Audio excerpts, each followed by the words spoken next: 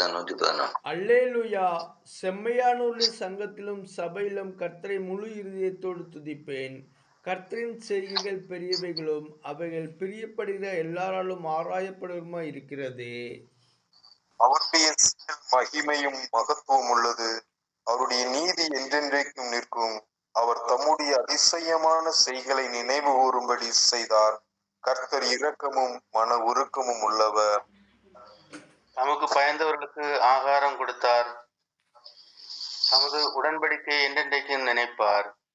ஜாதிகளின் சுதந்திரத்தை தமது ஜனங்களுக்கு கொடுத்ததினால் தமது கிரியைகளின் பலத்தை அவர்களுக்கு தெரியப்படுத்தினார். அவருடைய கரத்தின் கிரியைகள் சத்தியமும் நியாயமுமானவைகள். அவருடைய கட்டளைகளை எல்லாம் உண்மையானவைகள். அவைகள் என்றென்றைக்கும் உள்ள சதா காலங்களுக்கும் உறுதியானவைகள். அவைகள் உண்மையும் செம்மையுமாய் செய்யப்பட்டவைகள். அவர் தமது ஜனத்துக்கு மீட்பை அனுப்பி தமது உடன்படிக்கையை நித்திய உடன்படிக்கையை கட்டளையிட்டார். அவருடைய நாமம் பரிசுத்தமும் பயங்கரமானது. கர்த்தருக்கு பயப்படுதலே ஞானத்தின் ஆரம்பம். அவருடைய கற்பனையின்படி செய்கிற யாவருக்கும் நற்புத்தி உண்டு. அவர் புகழ்ச்சி என்றென்றைக்கும் நிற்கும். கர்த்தருக்கு பயப்படுதல் ஞானத்தின் ஆரம்பம். கர்த்தர் அவருடைய கட்டளைகளின்படி செய்கிற யாவருக்கு நற்புத்தி உண்டு. அவர் புகழ்ச்சி என்றென்றைக்கு நிற்கும். அவருடைய கற்பனைகளின்படி செய்கிற யாவருக்கும் நற்புத்தி உண்டு. அவர் புகழ்ச்சி என்றென்றைக்கு நிற்கும். இல்ல, இந்த சங்கீதத்துல 111வது சங்கீதத்துல ஆரம்பம் என்னது? அல்லேலூயா. முதல் ஒரு சங்கீதம் அல்லேலூயாண்டு ஆரம்பிக்குது. முத அல்லேலூயா எங்க ஆரம்பிக்கும்? 104ஆம் சங்கீதத்துல கடைசி 35ஆவது வசனத்துல அல்லேலூயான்னு உள்ள பதமே வெளியே வருது. ரெண்டாவது ஒரு சங்கீதத்தை ஆரம்பிக்கும் போது அல்லேலூயான்னு சொல்லிட்டு ஆரம்பிக்கிறது இதுதான். ஏன் இது அல்லேலூயான்னு சொல்லிட்டு ஆரம்பிக்குது அப்படின்னு கேட்டீங்க, அந்த அல்லேலூயா எங்க சொல்லப்படும் அப்படின்றத இந்த இடத்துல பார்க்கிறோம். அல்லேலூயா எல்லா இடத்துலயும் இல்லை. இங்க அல்லேலூயான்னு சொல்லுகிறது நான் ஏற்கனவே சொல்லியிருக்கேன். இது ஒரு அதாவது ஒரு குறிப்பிட்ட பாசையில அல்ல, இது பரலோகத்துல உச்சரிக்கக்கூடிய ஒரு பாஷை. பரலோகத்திலையும் சரி, இனி எல்லாராலும் உபயோகிக்கப்படுகிற ஒரு பாஷை தான் என்னது? அல்லேலூயா. அல்லேலூயான்னு சொல்லும் போது அதுல என்னெல்லாம் இருக்கு? அல்லேலூயாவுக்குள்ள என்ன இருக்கு? ஒரு அல்லேலூயா சொன்னா ரட்சிப்பு உண்டாகும். ஒரு அல்லேலூயா சொன்னா கனம் உண்டாகும். அதாவது ஒரு அல்லேலூயா சொன்னா ரட்சிப்பு, கனம், வல்லமை, மகிமை நம்முடைய தேவனாகிய கர்த்தருக்கு ஒரு அது எங்க இருக்கு? அது வெளிப்படுத்தல் 19:1-2 வசனத்துல இருக்கும். அப்போ ஒரு அல்லேலூயான்னு சொல்லும் போது அது எங்க உபயோகிக்கணும்? அது எங்க கனமடையுமோ, எங்க அது வல்லமை உள்ள இதா இருக்குமோ. அப்ப அல்லேலூயான்னு சொல்லுகிறது செம்மையானவருடைய சங்கத்திலும் சபையிலும் கர்த்தரை முழு இருதயத்தோடும் துதிக்கும் துதி. அது அர்த்தமே அங்க கொடுத்துட்டாங்க. அல்லேலூயா பாவிகளுடைய சங்கத்துல சொல்லக்கூடியதல்ல, இது செம்மையானவர்களுடைய சங்கத்துல சொல்றது. இல்லை, செம்மையானவர்கள் தேவனை துதிக்கிற ஒரு துதிக்கு வருதான் என்னது? அல்லேலூயா. அல்லேலூயா போட்டா ஒரு கம்மா இருக்கும். அந்த அல்லேலூயா கம்மா அந்த ஒரு பொது இந்த நேரத்தைக்கும் அந்த கம்மா புஷ்டாப்பு அப்படின்னு சொல்லிட்டு விட்டாப்புல. எதுக்கு ஒரு கம்மா ஒரு புஷ்டாப்புன்னா, ஒரு கம்மா ஒரு இடத்துல வந்துட்டுன்னா அந்த கம்மாவுக்கு அந்த பக்கம் வாரது முன்னாடி சொல்லப்பட்ட வார்த்தையினுடைய அர்த்தமாகும். இப்ப கீழே பாருங்க, கர்த்தரின் செய்கைகள் பெரியவைகளும் கம்மா இருக்கும். அவைகளில் பிரியப்படுகிற எல்லாராலும் ஆராயப்படுகிறதுமாயிருக்கிறது. அப்போ கர்த்தரின் செய்கைகளை பிரியப்படுகிற எல்லாரும் அதை என்ன செய்வார்கள்? ஆராய்வார்கள். அப்படின்றத எதை ஆராய்கிறார்கள்? தேவனின் செய்கைகளை.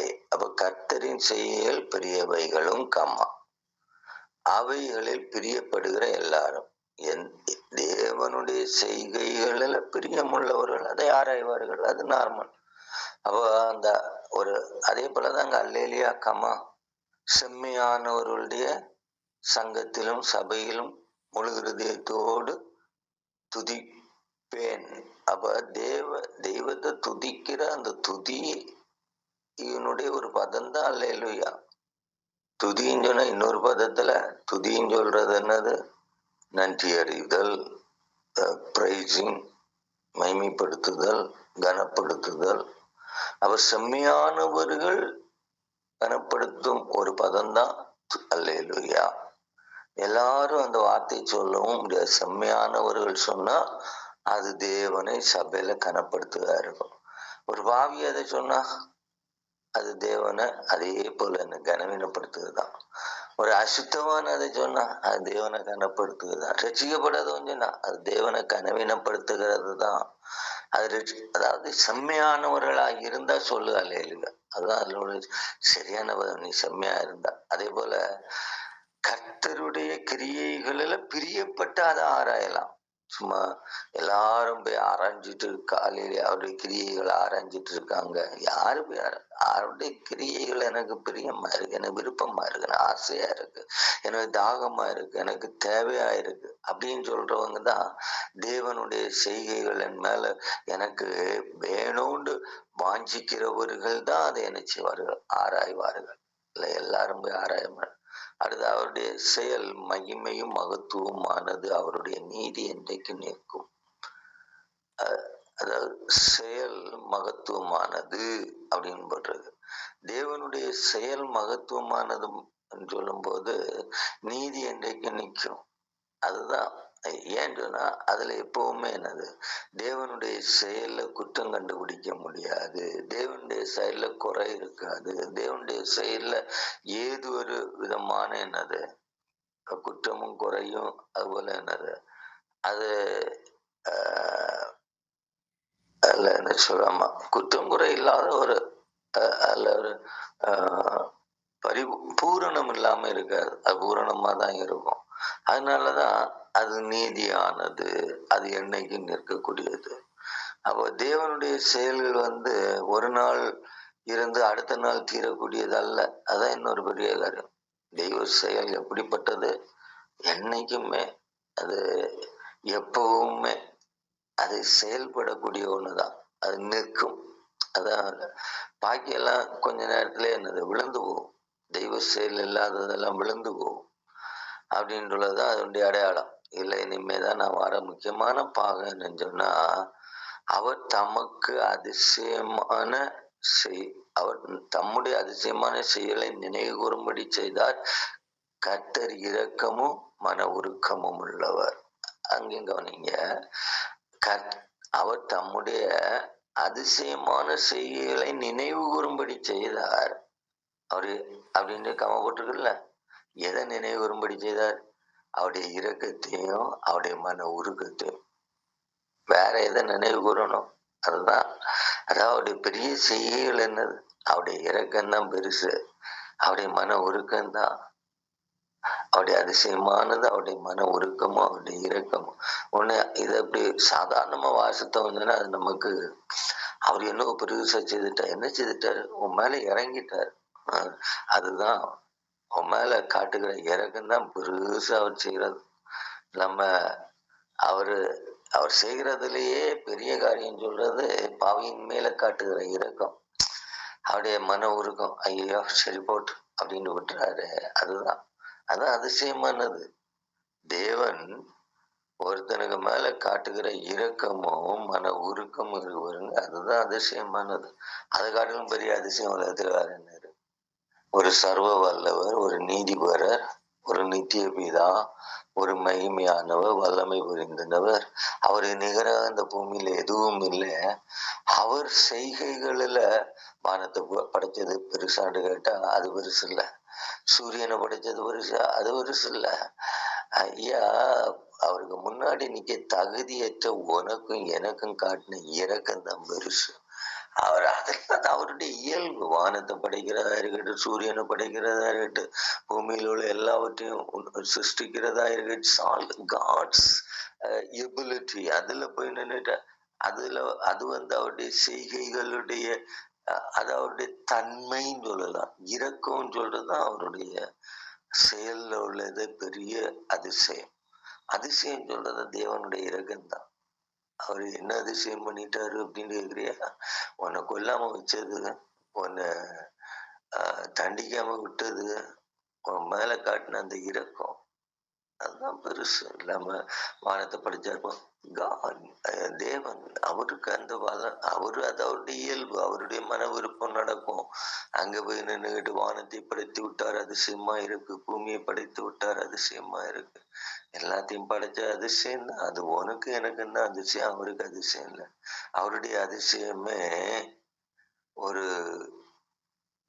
ஒரு அழிக்க வேண்டிய, இல்லைங்க திரும்பி பார்க்க கூடாத, ஒரு காலில் போட்டு மிதிக்க வேண்டிய, அதாவது ஒரு ஒரு யூஸ்லெஸ் மேல அவர் காட்டுகிற இரக்கம். அதான் அதிசயம். பிரயோஜனம் இல்லாதத அவருக்கு முன்னாடி எதுவுமே பிரயோஜனற்றத தேவனுக்கு முன்னாடி எந்த ஒரு பொருளும் இல்லை பார்த்துக்கணும். ஆனா பிரயோஜனம் இல்லாத ஒன்னையும் என்னையும் அவர் காட்டிட்டு இருக்கக்கூடிய இரக்கம் இருக்கு. அதுதான் அதிசயம். அவருக்கு எதை செய்தாலும் it's all useful, not use unuseful. எதையுமே யூஸ்லெஸ்ஸா அவர் படைக்கிறதும் இல்லை, அவர் வச்சிட்டு இருக்கிறதும் இல்லை. அவர் யூஸ்லெஸ்ஸா படைச்சு போட்டதே இந்த மனுக்குலம் தான். ஆனா இந்த மனுஷனுக்கு மேல அவர் காட்டுற இரக்கம் தான் பெரிய அதிசயம். நான் சொல்லும் போது அது புரியல இருக்கும், அது தியானிச்சு பார்க்கணும் அப்படி இரக்கத்தினுடைய அளவை. அடுத்தது அவர் என்ன சொல்றாரு? தமக்கு பயந்தவர்களுக்கு என்ன செய்யற ஆகாரம் கொடுக்கிறாராம். அதான் அவருடைய இயல்பு. தமக்கு தமது உடன்படிக்கை என்றைக்கு கொடுப்பார். எதனால கொடுக்கிறாரு? அவர் பயப்படுகிறவனுக்கு ஆகாரம் கொடுக்கிறான்னு சொல்லி எதனால கொடுக்கிறாரு? அது அவருடைய உடன்படி. அது இது நம்முடைய உடன்படி இல்லை, அவர் சொன்ன உடன்படி. அவருடைய, அதாவது எதனால ஆண்டவர் அந்த ஆகாரத்தை கொடுக்கிறாருன்னா வேற எதுனாலே இல்லை. எதனாலயா?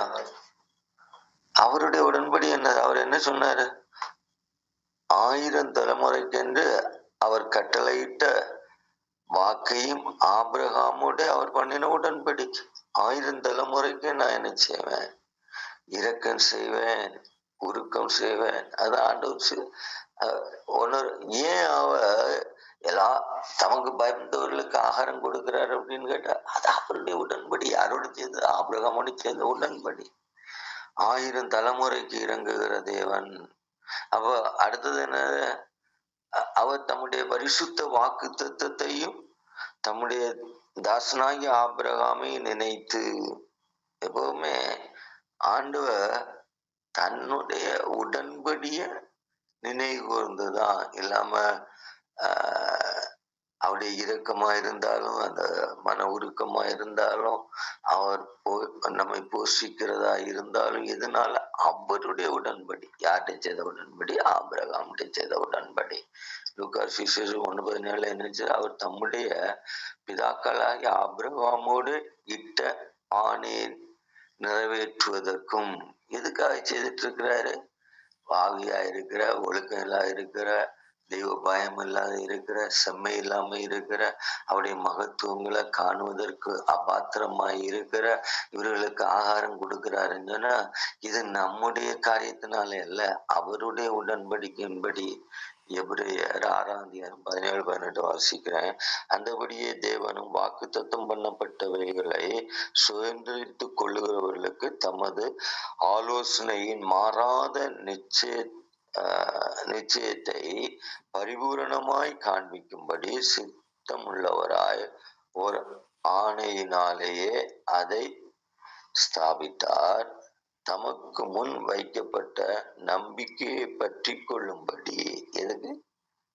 எதுக்கு என்றார் ஆகாரம் கொடுத்துட்டு இருக்கிற திறமை? தமக்கு முன் வைக்கப்பட்ட நம்பிக்கையை பற்றி கொள்ளும்படி அடைக்கலமாய் ஓடி வந்த தமக்கு ரெண்டு மாறாத விசேஷங்களினாலும் நிறைந்த ஆறுதல் அடைந்திருக்கும்படி எவ்வளவேனும் பொய்யுரையாத தேவன் அப்படி செய்தார். எதனால செய்தார்? அவர் தன்னுக்கு வாழ்க்கையில பொய் சொல்ல மாட்டார். அதான் அதுல உள்ளது. பொய் சொல்லாத தேவன், வாக்கு தத்துவத்துல உண்மை உள்ள தேவன், தான் கட்டளையிட்டவைகளை நிறைவேற்றும் தேவன். அதனால இந்த தேவன் அவருக்கு பயந்தவர்களுக்கு ஆகாரம் கொடுக்கிறார்.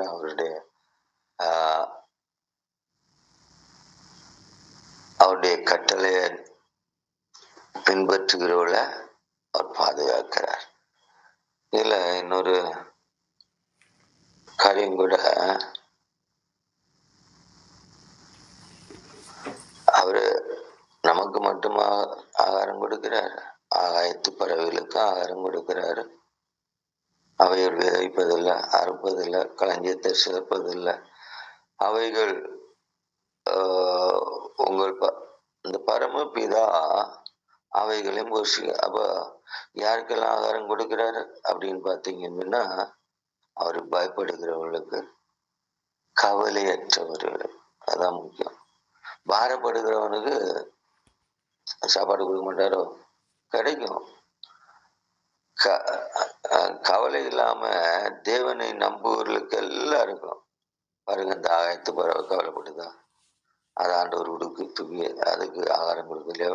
காட்டு புஷ்பத்துக்கு ஆகாரம், எல்லாத்துக்கும் ஆகாரம் கொடுக்கிறாரு. அப்போ இதுல மனுஷனுக்கு அப்படின்னு சொன்னா முக்கியமா யாருக்கு ஆகாரம் கொடுப்பாரு? அவருக்கு பயப்படுகிறவர்களுக்கு.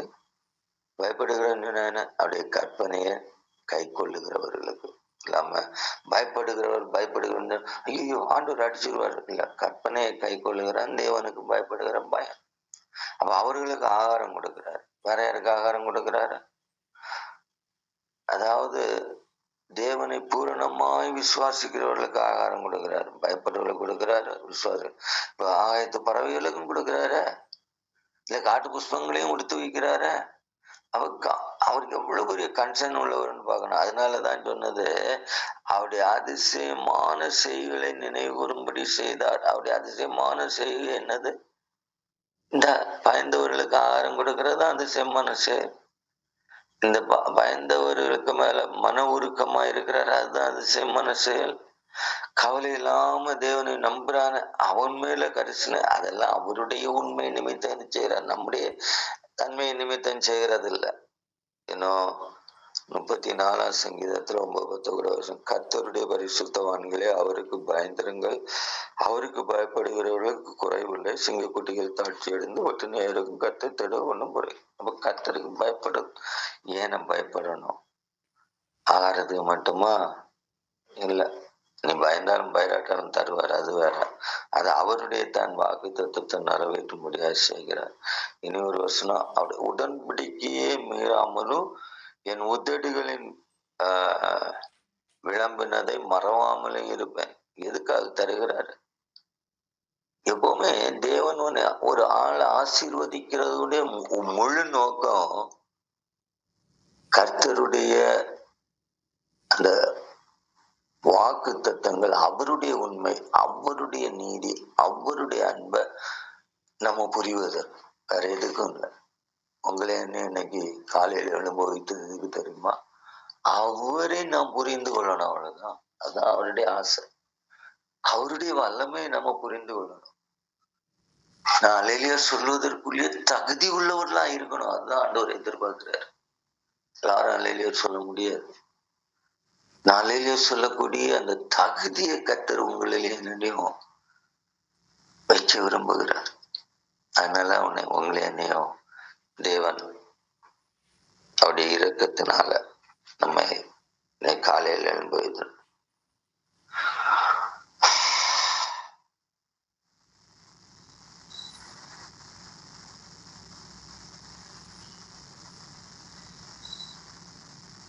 இன்னொரு வசனத்தை வாசிச்சுட்டு நான் நடத்துறேன். 33:16. அவன் உயர்ந்த இடங்களிலே வாசம் பண்ணுவான். யாரு? செம்மையானவன். யாரு பயந்தவன்? செம்மையானவன். யாருக்கு ஆகாரம்? இந்த செம்மையான சபையில அல்லேலூயா சொல்றவனுக்கு. அடுத்தது, வாசம் பண்ணுவான். கண்மலையின் அரண்கள் அவனுடைய உயர்ந்த அடைக்கலமாகும். அவன் அப்பம் அவனுக்கு கொடுக்கப்படும். அவன் தண்ணீர் அவனுக்கு நிச்சயமா கிடைக்கும். தேவனை துதிக்கும் செம்மையான தன்மை இருந்தால், கர்த்தருக்கு பயப்படும் பயம் எனக்குள்ள இருந்தால், எனக்கு போஜனத்துக்கு குறைவு இருக்கு. அது என்னுடைய நீதியினால அல்ல, அவருடைய உண்மையினால. என்னுடைய பரிசுத்தத்தினாலே அல்ல, அவருடைய இரக்கத்தினால. என்னுடைய ஒப்பு கொடுத்தலால் அல்ல, அவருடைய தயவுனால. தேவன் எல்லாவற்றையும் நமக்கு செய்யறார். எதுவுமே நம்முடைய செயலோ இல்ல நம்முடைய குணமோ அல்ல. தேவனுடைய அந்த ப்ரொவைடிங், அதாவது தேவன் நமக்கு தருகிறது நம்ம செய்கிறதுனால. பிகாஸ் ஆஃப் ஹிஸ், அவருடைய இரக்கம், அவருடைய தயவு தான் நம்மை போஷித்து அனுதினம் நம்ம நடத்திட்டு. அதனால அந்த தேவ இரக்கத்தை காலையில நிறைய அதுல தியானிச்சு சிந்திச்சா நிறைய காரியம் சிந்திக்கலாம்.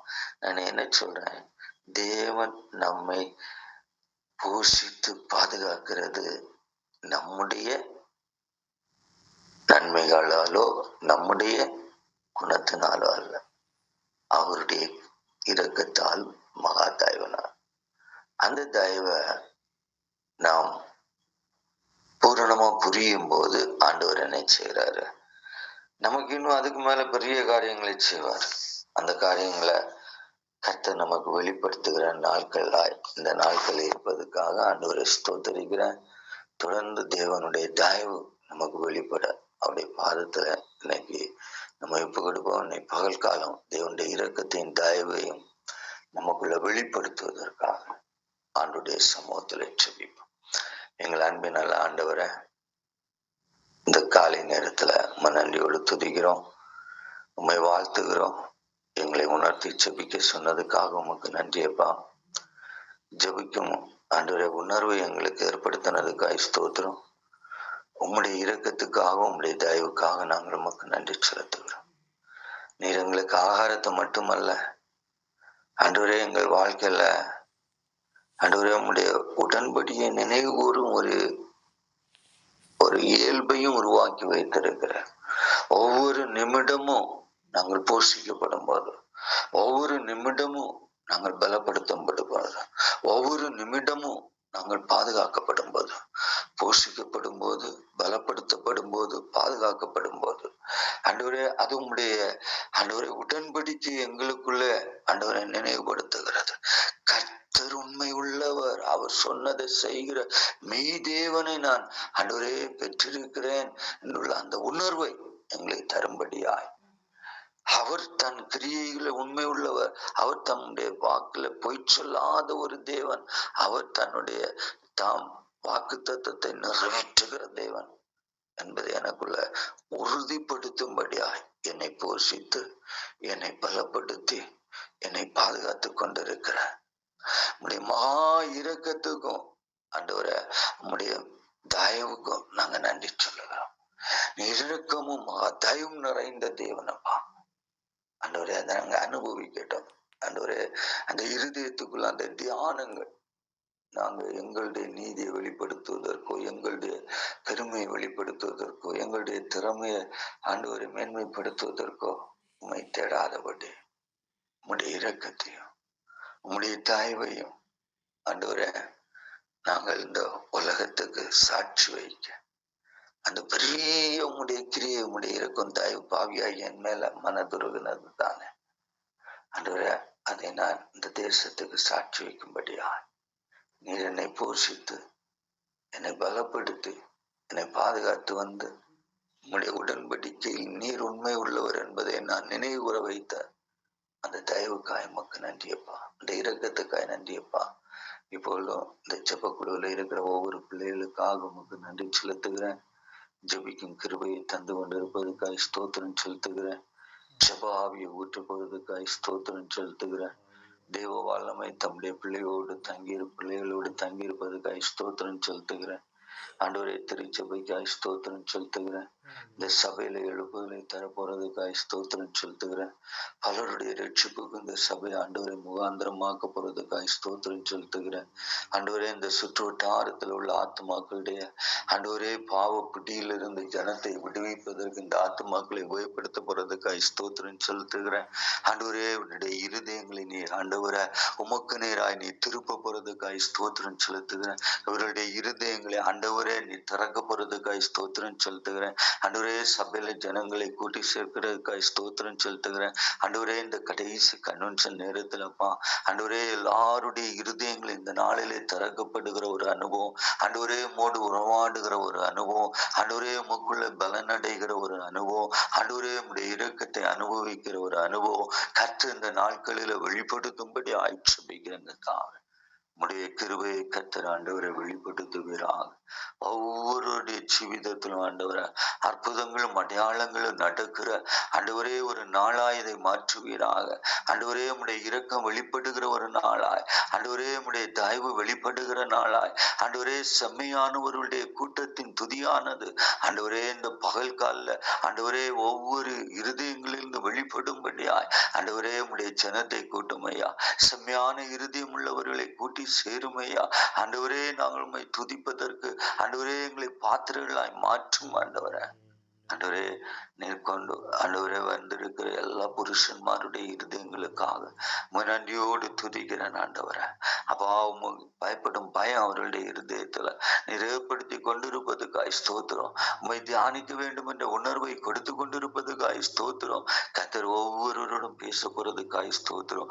ஒவ்வொருவருக்கும் ரட்சிப்பை தரப்போறதுக்காய் ஸ்தோத்திரம். ஆண்டவரே, இந்த சபையை சந்திக்க போறதுக்காய் ஸ்தோத்திரம். உம்முடைய திட்டத்தை நிறைவேற்ற போறதுக்காய் ஸ்தோத்திரம். ஆண்டவரே, இந்த கூட்டத்தினுடைய கடைசி நாளை தந்திருக்கிறீரே, அதுக்காய் ஸ்தோத்திரம். ஆண்டவரே, இந்த உபவாச நாளை எங்களை தந்தீரே, ஆண்டவரை பூரணப்படுத்தின கன்வென்ஷனை பூரணப்படுத்துகிறே, ஸ்தோத்திரம்ப்பா.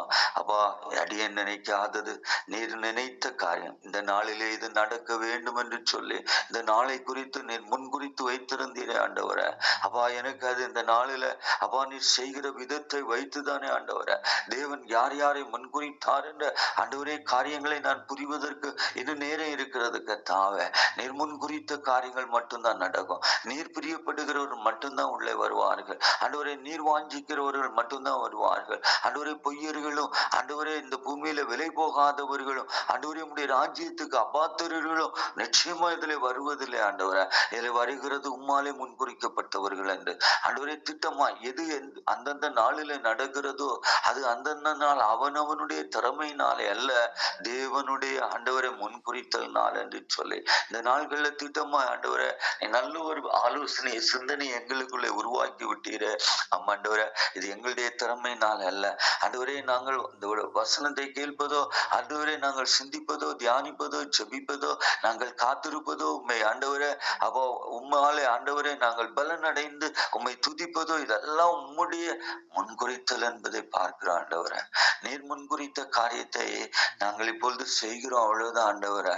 அப்பா, நீங்கள் தீர்மானித்தீங்களே நாங்கள் ஜெபிக்க வேண்டும், அதுக்காக நாங்கள் உமக்கு நன்றி செலுத்துகிறோம் ஆண்டவரே. இந்த நாளிலே நாங்கள் ஆராதிக்க வேண்டும் என்று தீர்மானித்தீரே, அதற்காக நாங்கள் நன்றி செலுத்துகிறோம். உம்முடைய தீர்மானத்தை இந்த நாளில ஆண்டவரை பங்கு வைக்க எங்களுக்கு கிருபை செய்து அதுக்கப்பா ஸ்தோத்திரம் ஸ்தோத்திரம் ஸ்தோத்திரம் ஆண்டவரே. உம்முடைய தீர்மானத்துல பங்குள்ளவர்களாய் மாற்றி இருக்கிறீங்களே காலையில, அதுக்காக ஸ்தோத்திரம் ஆண்டவரே. அப்பா, நீங்க இந்த நாள் இவன் ஜெபிக்க வேண்டும் இப்படியாய் ஜெபிக்க வேண்டும் என்று சொல்லி நீர் முன் குறித்ததுனால தானே ஆண்டவரை அந்த தீர்மானத்துல பங்குள்ளவனாய், என் தேவனுடைய எண்ணத்துல பங்குள்ளவனாய், என் தேவனுடைய இருதயத்துல பங்குள்ளவனாய், என் தேவனுடைய வழியில ஆண்டவரே நான் உண்மை தியானிக்க எனக்கு கிருபை செய்திர கை ஸ்தோத்திரம்.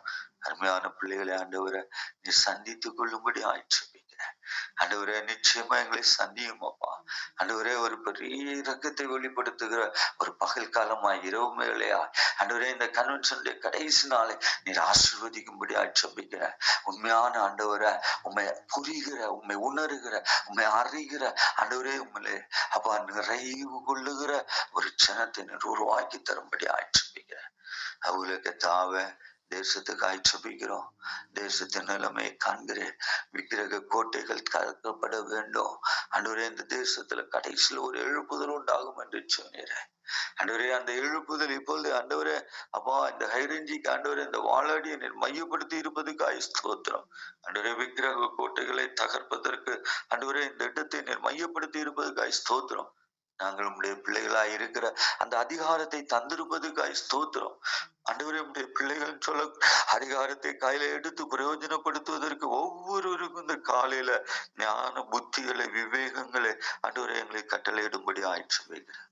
தொடர்ந்து கர்த்தாவே தேசத்தினுடைய ஆண்டவரை அப்பா உமக்கு பயப்படாத ஆண்டவரே பாவத்தினால் செத்து கிடக்கிற ஜனங்களை ஆண்டவரே நீர் உயிர்ப்பிக்க போறதுக்காய் ஸ்தோத்திரம். முன்குறிக்கப்பட்டவர்களை நீர் விடுவிக்க போறதுக்காய் ஸ்தோத்திரம். அந்த முன்குறிப்பின் ஆண்டவரே உம்முடைய கிருபைகளுக்காய் ஸ்தோத்திரம். ஆண்டவரே யாத்திரை செய்கிற பிள்ளைகளுக்காய் ஸ்தோத்திரம். பாதுகாப்பு கொடுத்து கொண்டிருப்பதுக்காய் ஸ்தோத்திரம். சேர வேண்டிய இடங்களில குறித்த நேரத்துல நீர் சேர்த்து கொள்ள போறதுக்காய் ஸ்தோத்திரம். ஆண்டவரே தூரத்துல இருக்கிறவர்களுக்காய் ஸ்தோத்திரம். விட்டு வந்த குடும்பத்துக்காய் ஸ்தோத்திரம். எல்லா இடத்திலும் உடைய கிருபை வெளிப்பட்டு கொண்டிருப்பதுக்காய் ஸ்தோத்திரம். உம்முடைய தூதர்களுடைய ஆண்டவரே அசைவாடுதல் இருந்து கொண்டிருப்பதுக்காய் ஸ்தோத்திரம். ஆண்டவரே உம்மை தேடுகிற மேல உம்முடைய வெளிப்பாட்டின் அனுபவத்தை ஊற்றி கொண்டிருப்பதுக்காய் ஸ்தோத்திரம். ஆண்டவரே உம்முடைய மன விருப்பத்தை எங்களுக்கு அறிவித்துக் கொண்டிருப்பதுக்காய் ஸ்தோத்திரம். அறிவிக்க போறதுக்காய் ஸ்தோத்திரம். என் தேவன் பெரிய காரியங்களை செய்ய போறதுக்காய் ஸ்தோத்திரம்.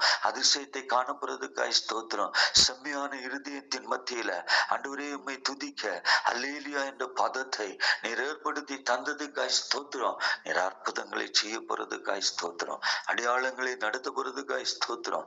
நன்றி உள்ள உள்ளாயங்களை மாற்றும். எங்களுக்குள்ளே உம்முடைய கிருபையை வெளிப்படுத்தும். ஆண்டவரே நீர் மறைபொருளை வெளிப்படுத்தும். ஆண்டவரே எங்களால் அறியாத காரியங்கள் எங்களுக்கு புரியாத காரியங்களை எங்களுக்கு அறிவிக்க போறதுக்காய் ஸ்தோத்திரம்.